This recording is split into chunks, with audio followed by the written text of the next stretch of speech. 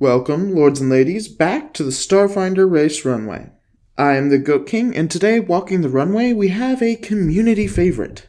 The Skittermander can be found in the first Alien Archive or on the Archives of Nethys Starfinder Rules document, linked below. The Skittermander are a small, fluffy, six-armed race native to Vesk 3. During their adolescent years, Skittermander whelps are left to roam free, eating anything they can find and sometimes latching onto larger animals with their feeding arm.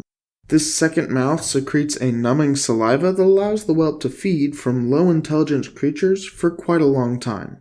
Of course, this arm is lost when the Skittermander comes of age and joins the larger agrarian society of its parents. However, society is a loose concept for the Skittermander, as they don't form permanent government or leadership, instead preferring to form short-lived groups to accomplish specific goals.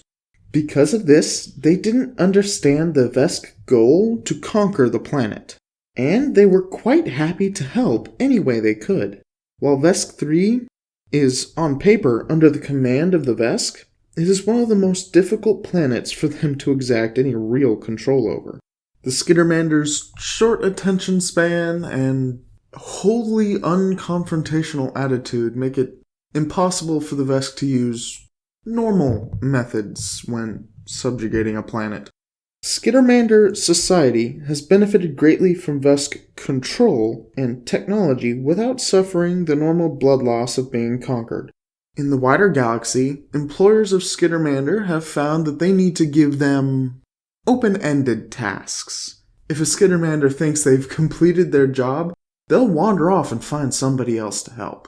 Skittermander have naturally good dexterity, making them fairly well suited for ranged combat. However, there's nothing stopping you from bumping their strength and getting into melee.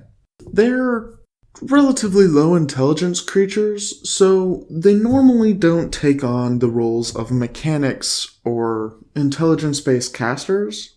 But as with most things, you can still boost that stat high enough that they'll work relatively well in those positions, if it means you're limiting their other choices. Thank you again for visiting the Starfinder Race Runway. I've been the Goat King, and next time on the Starfinder Race Runway, we'll be covering...